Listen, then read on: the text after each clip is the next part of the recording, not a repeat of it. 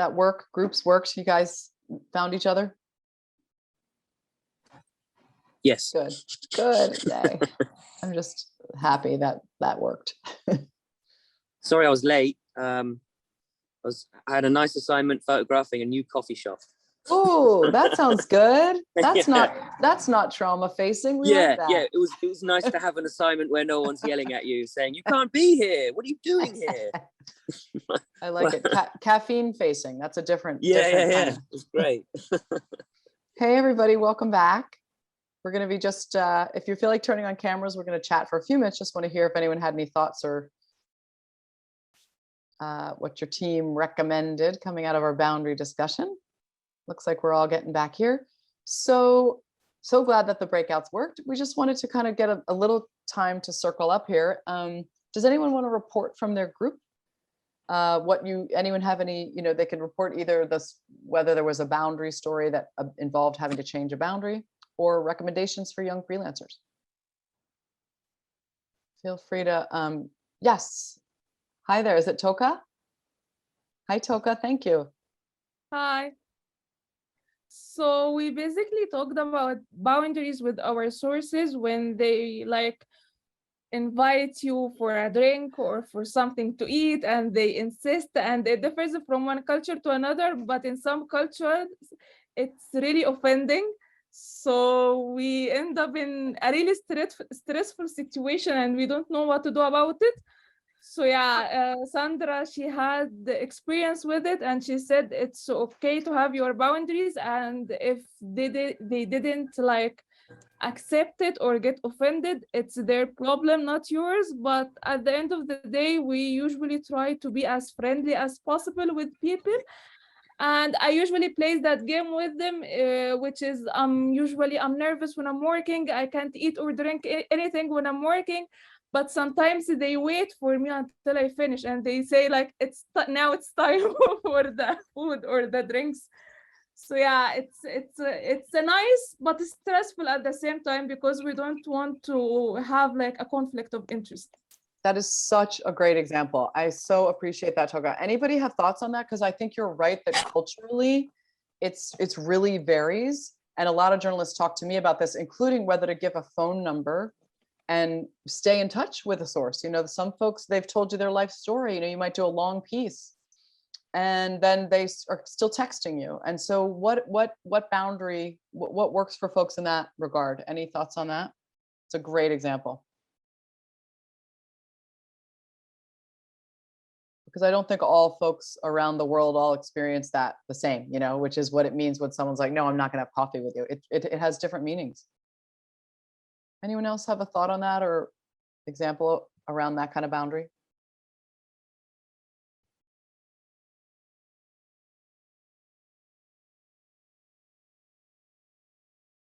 How about other boundaries? Anything else came up for you all that was a time when a boundary hit was challenging for you?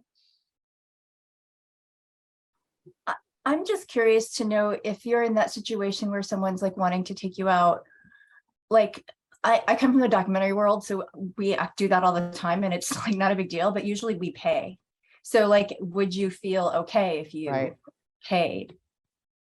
That's a great question. What do people think about that? They usually refuse to let you pay. I try a lot, but they usually refuse. I wish they would allow me to pay. It wouldn't be an issue, I think.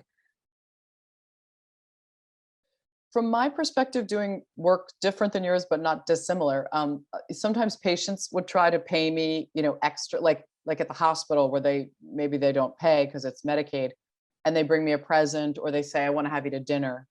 And I will often just say, I really want to tell you how much that means to me. It is such a nice compliment that you would want that. And, because of my role at the hospital, I'm actually not allowed to do that, which is true mostly, but it also creates an external professional reason rather than that you're rejecting them.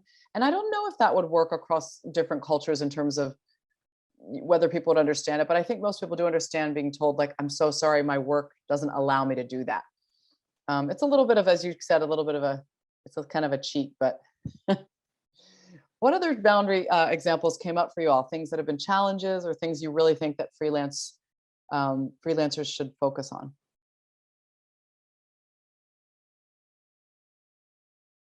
Oh, someone there. You're muted. Yeah. Hi. Hi, my name is Maria Lili Delgado. I'm a journalist from Nicaragua, and I am one of the 160 journalists who were forced to go exile because of the repression of the regime. So we are reporting, outside of Nicaragua. Yeah.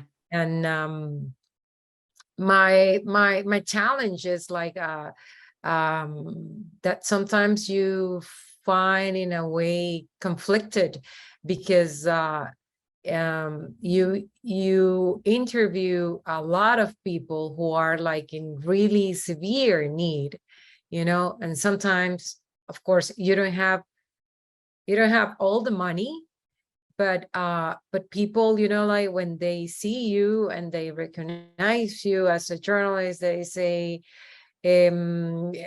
help me, and then you go, sometimes you're not in a position to help or resolve every problem, and I know that that is not our responsibility. I know our responsibility is to report, but in a way you feel guilty, honestly. And so I was talking in my groups that here in Miami there is a bishop who is also in exile, and it's like a point of reunion for all Nicaraguans who have been forced to leave the country. And every Sunday, like people start coming, like from nothing, and say, here we are without nothing, could you help us? And this Sunday was, like I don't know, dozens of families. And what do you do?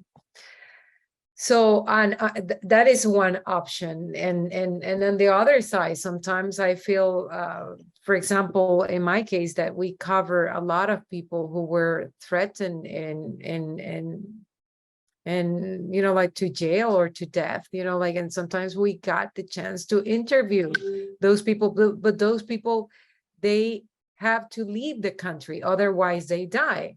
And what do you do? And they need money. What do you do? Do you is it ethical to help them? I don't know. It's like some cases that I still, like ask myself.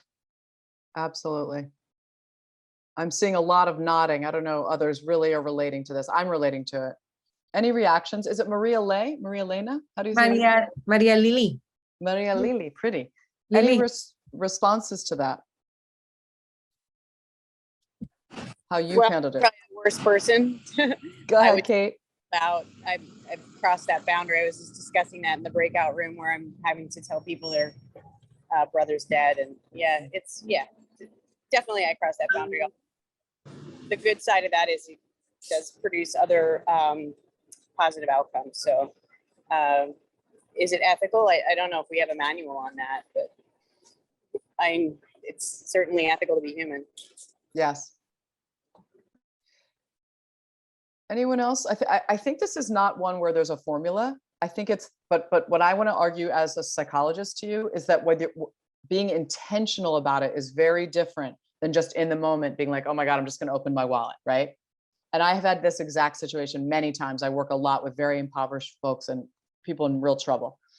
One of the things that can be helpful is to say to yourself, I'm going to have a pro bono, sort of fund in my work. I am, and I'm going to decide what I do with that fund. And I'm not going to hand people money from my wallet, but I might say, hey, there's a resource that, is over here, and find a way to funnel the money that way. I mean, people, this is really, really, I'm not recommending this. I'm just telling you there are different ways people do this. But to me, working around it with your own intentional plan versus just reacting is key. Because I'll tell you, as a psychologist, otherwise what happens is you're going to feel guilty that you did it.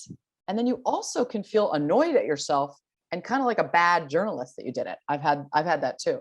So it's different when you can intentionally know, you know what, in a year, I'm going to put aside $200, and at different times I would be willing to find a way to get a person $50 or, whatever. That's different. And again, maybe that's not for you, but that's different than just being dragged around by guilt and being dragged around by every subject or source that you're dealing with who's in trouble. Because as you know, there's too many.